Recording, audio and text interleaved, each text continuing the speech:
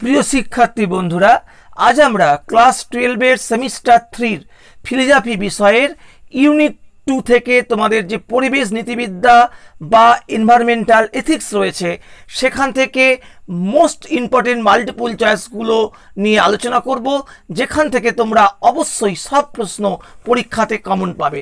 তাহলে দেখো, 1 নম্বর প্রশ্ন, মানুষ ও প্রাকৃতিক পরিবেশের মধ্যে নৈতিক সম্পর্কের বিষয় নিয়ে আলোচনা করে নীতিবিদ্যার যে শাখা তাকে বলা হয়, 4টে অপশন দেবে, উত্তর হবে পরিবেশ নীতিবিদ্যা।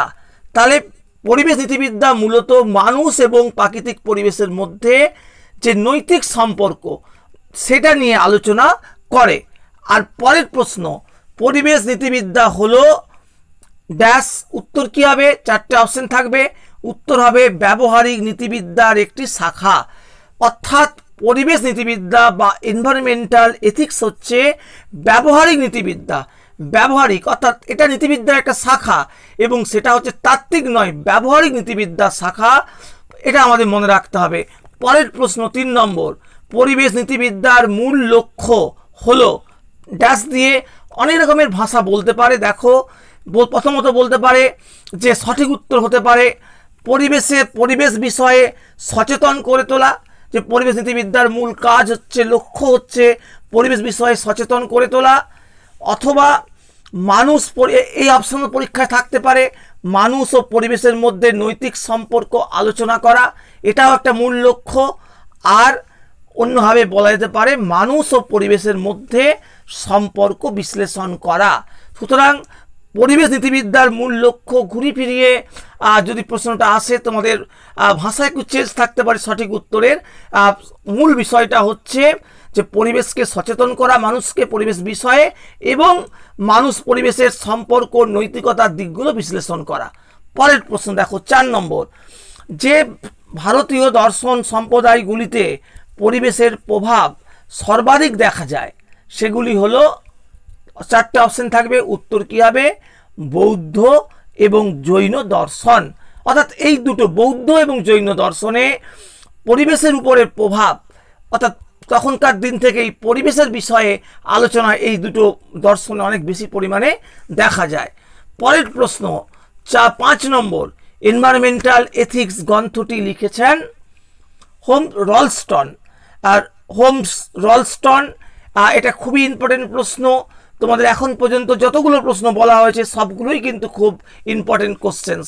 পরের 6 নম্বর, পরিবেশ নীতিবিদ্যার প্রসঙ্গটি সর্বপ্রথম উত্থাপন করেছিলেন ড্যাশ দিয়ে 4টে অপশন দেবে, উত্তর কি হবে? রিচার্ড রটি।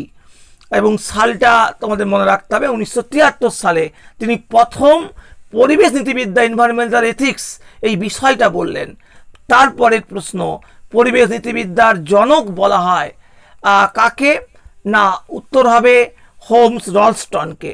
এবং 1975 সালে বলা হচ্ছে তিনি প্রথম এথিক্স পত্রিকায় পরিবেশ নীতিবিদ্যার গুরুত্ব, প্রসার, মানে পরিবেশ নীতিবিদ্যার বিষয়টা কীরকম এই সম্পর্কে একটা স্পষ্ট ধারণা দিয়েছিলেন, আলোচনা করেছিলেন।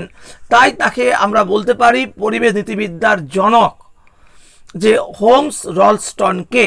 এটা খুবই গুরুত্বপূর্ণ প্রশ্ন। পরের প্রশ্ন 8 নম্বর, আর যে দৃষ্টিভঙ্গি অনুসারে মানুষ প্রকৃতির সব প্রজাতির মধ্যে শ্রেষ্ঠ, অথবা অন্যভাবে বলতে পারে যে মানুষকে কেন্দ্র করে সমগ্র পরিবেশ নৈতিকতার আদর্শটি আবর্তিত হয় যে মতবাদে, সেটি হলো, যে 4টে অপশন থাকবে, এটা উত্তর হবে পরিবেশ সম্পর্কিত মানব কেন্দ্রিক দৃষ্টিভঙ্গি। তাহলে উত্তরটা হচ্ছে পরিবেশ সম্পর্কিত মানব কেন্দ্রিক দৃষ্টিভঙ্গি। পরের প্রশ্ন 9 নম্বর, মানুষ প্রকৃতি সৃষ্ট কোনো প্রাণী বা সম্পদের চেয়ে বেশি গুরুত্বপূর্ণ নয়, বা অন্যভাবে বলতে পারে যে মানুষ সহ প্রকৃতির উপাদান, সব উপাদান সমান গুরুত্বপূর্ণ।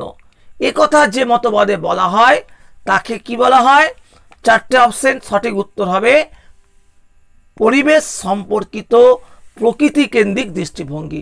তাই দু ধরনের পরিবেশের প্রকৃতিগত নৈতিকতার প্রশ্নে দু ধরনের দৃষ্টিভঙ্গি আমরা পাচ্ছি।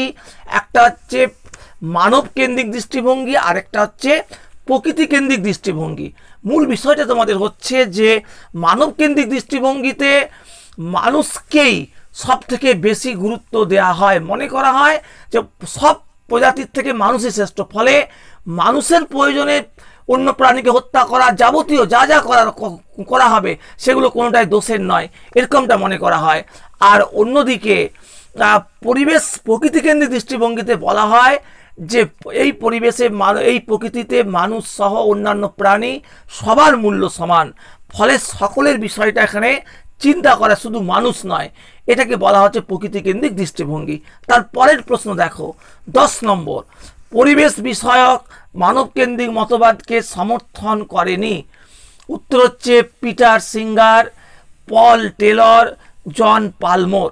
এই তিনটে আমাদের নাম মনে রাখতে, একটা নাম মতো পরীক্ষাতে দেবে যে এরা মানব কেন্দ্রিক মতবাদকে সমর্থন করেননি, ফলে এরা স্বাভাবিক কারণে প্রকৃতি কেন্দ্রিক মতবাদকে সমর্থন করেছেন।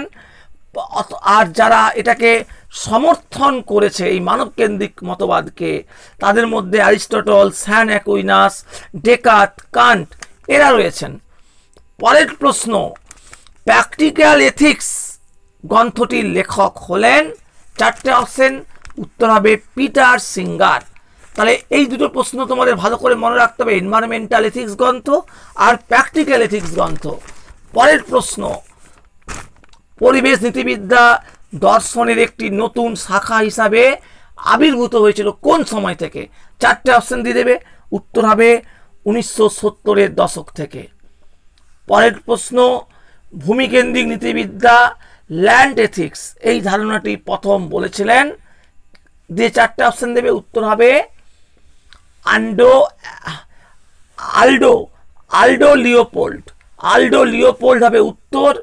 পরের প্রশ্ন, ইকোসফি টি এর কথা বলেছেন, খুব ইম্পর্টেন্ট কোশ্চেন্স, আর্নে নেস্ট। তাহলে ইকোসফি টি এর কথা বলেছেন আর্নেস নেস্ট।